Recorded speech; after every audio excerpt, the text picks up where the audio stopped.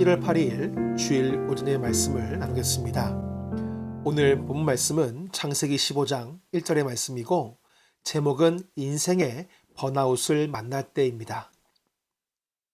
번아웃 증후군이라는 말을 들어보신 적이 있습니까?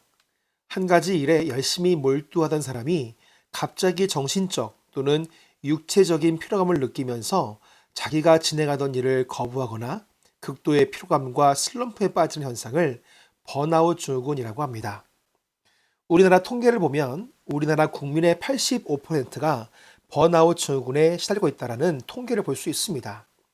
그래서 우리나라 국민 10명 중 8명은 번아웃 증후군을 가지고 살고 있다는 것입니다. 그래서 많은 국민이 매너리즘, 무기력함을 가지고 살고 있습니다. 한 책이 있습니다. 지치고 소진되는 느낌에 시달린다라며 라는 책이 있는데 이 책의 말씀을 보면 한 이야기가 나오는데 아마 모두가 공감하는 내용일 겁니다. 한 여성 간호사가 있었습니다. 어머니가 오래 몸이 아프셨기에 더욱더 아픈 사람을 돕고 싶었던 여성은 자신이 돌보는 환자들에게 도움을 주는 따뜻한 사람이 되고 싶었습니다. 그래서 성심성의껏 환자들과 보호자들에게 도움이 되고자 했습니다. 내가 조금 더 일하지 뭐, 조금 더 친절하면 되는 걸, 보호자와 환자들이 얼마나 힘든지 그 마음을 내가 잘 아는데 누가 이런 생각을 나쁘다고 하겠습니까? 하지만 아무리 의미 있고 좋은 일이라 할지라도 점점 늘어나는 업무량과 3교대로 인한 체력적인 부담감이 쌓여가자 그녀의 마음은 무언가 조금씩 어색해지기 시작했습니다. 그녀가 간호사가 된 지 딱 7년 차의 일입니다. 예전에 그녀라면 환자들을 돌볼 때마다 환한 미소를 지을 수 있었고 그들의 아픔도 기분 좋게 들을 수 있었는데 피로감이 높아지자 환자에게 고개를 돌리는 순간 웃음기는 싹 사라지고 무표정해졌습니다. 환자나 보호자의 힘든 이야기를 들어줄 때도 항상 그때 우리 엄마에게 따뜻한 말을 해주신 그분들 덕분에 얼마나 내가 힘을 얻는데 라는 생각을 했었지만 어느 순간부터 자신도 모르게 오늘은 좀 듣기 싫다. 언제 끝나지? 라는 생각이 드는 것을 알고 놀랐는지 번번이 이렇게 생각하면 안 돼 라는 마음을 다잡으려고 했지만 점점 그러는 것조차 쉽지 않았습니다. 갈수록 피로감은 높아지고 사람들에 대한 관심은 떨어지고 친절 대신 자신도 모르게 짜증을 내는 자신을 발견하게 되었습니다. 라는 내용입니다. 우리가 어떤 일을 오래 하다 보면 처음과 달리 마음도 몸도 정신도 지치게 됩니다. 꼭 일뿐만이 아니라 어떤 상황을 계속해서 반복적으로 쉬지 않고 하다 보면 내 몸뿐만 아니라 정신까지도 지치게 되는 것입니다. 일반 직장과 일터에서 일하고 난 후에 교회에서 봉사하려고 할 때면 처음 마음과 지금 마음이 분명 다를 것입니다. 왜냐하면 우리의 삶 속에서 이미 많이 지쳐 있는데 교회에서 봉사하게 될 때면 마음이 힘들 수밖에 없는 것은 당연합니다. 우리 교회뿐만 아니라 모든 한국 교회 안에서도 번아웃 증후군이 발견되고 있습니다. 그래서 처음 과거와 다르게 매너리즘에 빠지고 무기력해지고 신앙도 점점 무너져가는 느낌을 받을 때가 있는 것을 보게 됩니다. 결국 이렇게 사람이 지치게 되면 사람도 보이지 않습니다. 가족도 안 보이고 친한 친구도 안 보이고 가까운 동료도 보이지 않게 되는 것입니다. 그러다 보니 심지어 하나님을 생각할 여력도 잃어버리게 되는 것입니다. 그러다 보면 자연스럽게 우리는 보상을 받기 원합니다. 요즘에 유행하는 소확행이 무엇입니까? 내가 나에게 주는 보상입니다. 마찬가지로 교인들도 교회에 와서 하나님께 보상을 바라게 되지만 오히려 내가 가진 계획들이 틀어지고 계획대로 흘러가지 않을 때 모든 것이 실증이 나고 지치게 되면서 신앙생활에서 점점 멀어지게 되는 것을 보게 됩니다. 민수기 11장 말씀을 보면 이스라엘 온 백성들이 모세와 하나님을 원망하기 시작합니다. 원망의 이유는 애굽에서와 같이 우리에게 고기를 달라는 원망이었습니다. 여러분, 그 많은 백성에게 어떻게 모세가 고기를 먹일 수 있었겠습니까? 모세가 애굽을 나와서 백성들을 이끌어갑니다. 재판도 해야 했고 말씀도 전해야 되었고 전쟁도 하면서 광야의 길을 인도해야 했습니다. 그런데 거기에 백성들의 원망도 끊이지 않고 계속됩니다. 결국 모세도 번아웃이 되었습니다.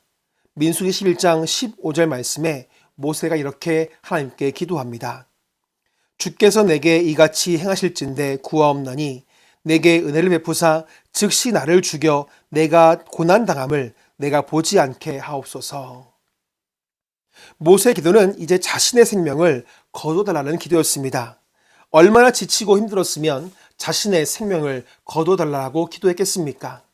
또한 열왕기상 19장 4절 말씀 보면 엘리야가 하나님께 기도하기를 자기 자신은 광야로 들어가 하룻길쯤 가서 한 로뎀나무 아래에 앉아서 자기가 죽길 원하여 이르되 여호와여 넉넉하오니 지금 내 생명을 거두시옵소서.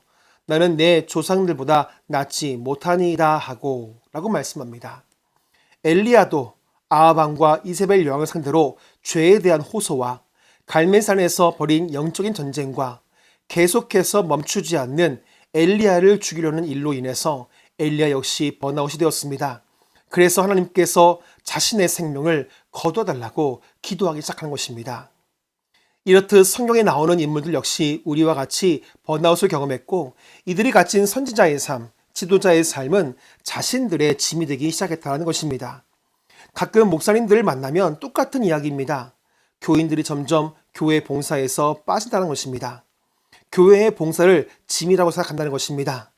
결국 교회 안에 교인들의 삶 속에 이미 번아웃 증후군이 생겼다는 것을 말해주는 대목입니다. 그런데 이런 번아웃 증후군을 계속해서 우리 안에 두게 되면 어떤 문제가 발생하겠습니까? 신앙생활로 보자면 신앙생활의 기쁨을 잃게 됩니다. 말씀을 보고 기도하던 그 열정이 사라지게 됩니다. 또한 더 나아가게 되면 작은 일에도 시험에 들어 교회에서 이탈합니다. 그리고 더 나아가면 내가 왜 예수를 믿어야 되지? 내가 왜 교회에 나가야 되지라는 이 신앙의 의미까지도 잃어버리게 되는 것입니다. 하지만 우리가 이런 번아웃된 삶, 신앙 속에 계속 갇혀 있을 수는 없습니다.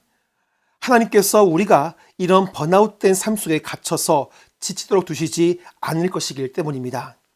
하나님은 번아웃되고 지쳐있고 두려워하던 아브라함에게 오셔서 이렇게 말씀하십니다.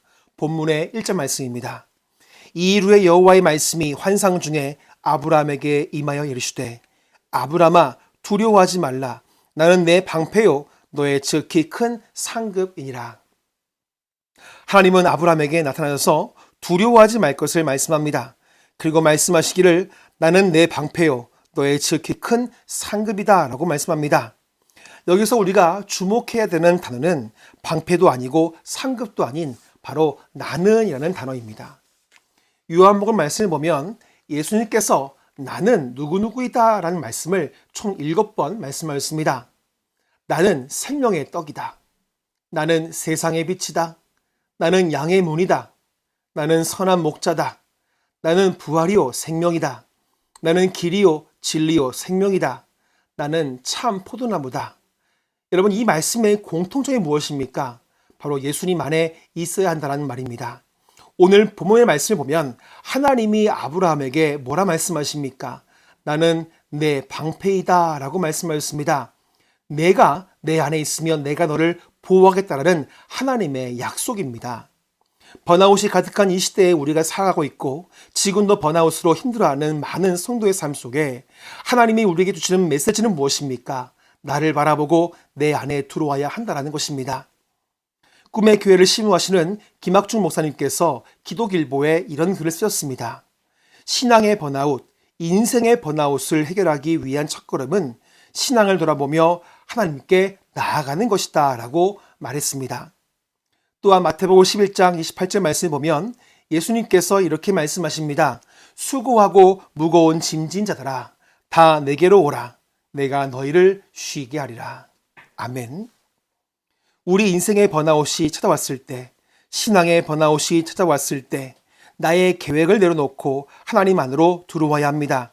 그리고 하나님께 나아가 진지하게 기도하면서 하나님의 계획을 묻고 하나님이 나를 통해 하실 일을 전적으로 믿고 신뢰해야 합니다. 그래야만 우리가 인생의 번아웃, 신앙의 번아웃에서 회복할 수 있는 것입니다. 나는 이란 말씀하신 하나님이 아브라함에게 방패가 되신다고 하셨듯이 나는 이라고 말씀하신 하나님이 우리에게 방패가 되어주시겠다는 이 약속의 말씀을 우리가 듣고 믿고 신뢰를 해야 됩니다. 그래서 오늘 본문의 말씀 6절 말씀 보십시오. 아브라함이 여호와를 믿으니 여호와께서 이를 그의 의로 여기시고 라고 말씀합니다. 아브라함이 여호와를 믿었다라고 말씀합니다. 그 후에 아브라함의 삶은 다시 회복되었습니다. 하나님의 약속하신 믿음의 길을 계속 걸어갈 수 있었고 어떤 어려움이 와도 흔들리지 않는 믿음의 조상이 되었던 것입니다. 사랑하는 성도 여러분, 지금 거의 모두가 육체적 번아웃, 정신적 번아웃, 영적 번아웃을 겪으며 살고 있습니다.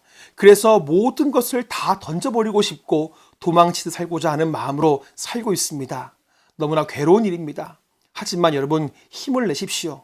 그리고 주님 안에 들어오십시오. 주님께서 나에게 보여주실 길과 비전을 보여달라고 기도하십시오. 그리고 주님께서 나에게 하실 일을 전적으로 신뢰하십시오. 이것이 우리가 처한 모든 인생의 번아웃에서 벗어날 수 있는 유일한 길입니다. 다윗과 요나단이라는 가스펠 그룹이 있습니다. 그분들이 부른 찬송 중에 주님 손잡고 일어서세요라는 찬송이 있습니다. 이런 내용입니다. 왜 나만 겪는 고난이냐고 불평하지 마세요. 고난의 뒤편에 있는 주님이 주신 축복 미리 보면서 감사하세요. 너무 견디기 힘든 지금 이 순간에도 주님이 일하고 계시잖아요. 남들은 지쳐 앉아 있을지라도 당신만은 일어서세요. 힘을 내세요. 힘을 내세요.